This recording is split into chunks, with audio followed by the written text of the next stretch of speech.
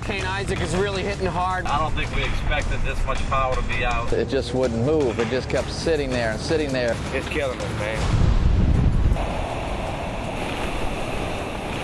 Hurricane Issac made landfall, and immediately, the next day, we got a call from Emergency Operations Center that a very important part of the hospital lost its power and needed an emergency generator. We were looking for the generator. Are you the right one to talk to? Yes, sir. Yeah, we're the First Response Team of America, and we have with us the same generator that ran the hospital in Joplin, Missouri. In the midst of all the chaos, getting through a community with low-hanging power lines and trees blocking roadways was extremely challenging. It looks like we got a lot of flooded roads up here.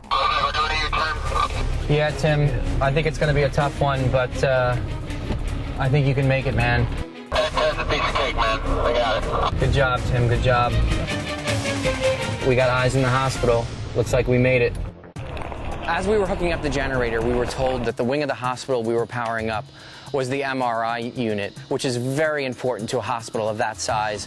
MRIs are extremely important to identify internal injuries, which we could see a lot of. Having this generator is really going to help with the MRI building. Certainly is important as we start to ramp back up our clinics. We felt a sense of accomplishment after powering up a very important wing of the hospital. The next day, we heard reports of people possibly stranded and in need of rescue. As we head south, things are getting worse and worse. I have a feeling as soon as we reach the end of this road, we're going to be in some really difficult and challenging areas. There's going to be a lot of homes flooded and people need to be evacuated. But you can get an idea what this place looks like from high up on top of this bridge. The water came up so quick, there was no stopping. The sandbags, we had sandbags, rock bags, everything. It was too late. Because the communication was completely cut off, we weren't sure if people were still in their homes or not. So we took our hovercraft out, we joined with the fire department to scout communities that were flooded to look for people that might need to be evacuated from their homes.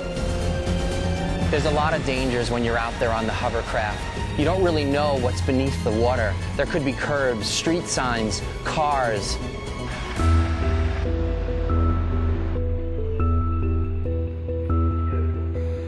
As soon as the winds died down and the rain stopped, hundreds of thousands of people were without power and needed to find shelter immediately. Extreme heat conditions like what we're dealing with here in southern Louisiana causes for a deadly situation. I have small kids. I'm 8 months pregnant. I don't know how long it's going to take to get electricity, but I thank God for this place. We got word of a local community rec center that was big enough to hold hundreds of people, but they needed power if they were going to provide air conditioning and food and water to the surrounding community.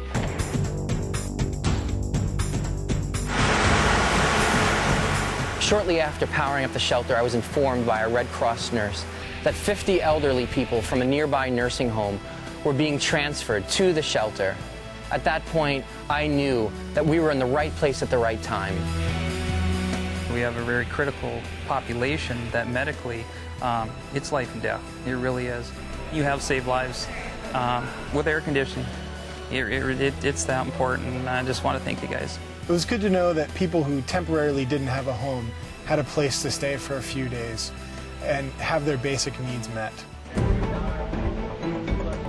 After powering up the Red Cross shelter with our generator, we quickly turned our attention to clearing roadways. We'll cut a lot of the crown off, the smaller branches, throw them to the side of the road. Leave the base of the tree attached to the stump, put a chain around the crown, just pull it.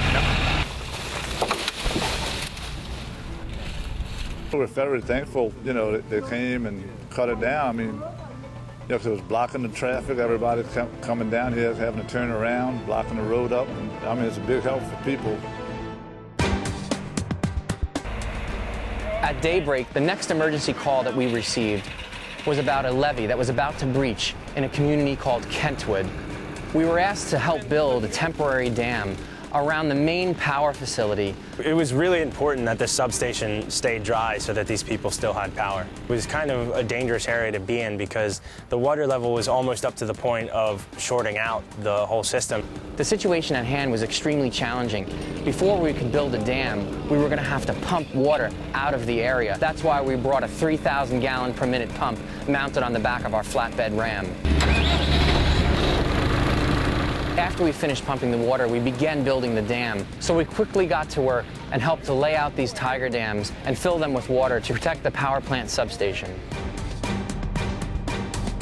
With all the destruction going on around us in the wake of Hurricane Issac, it felt good to know that one more community was safe.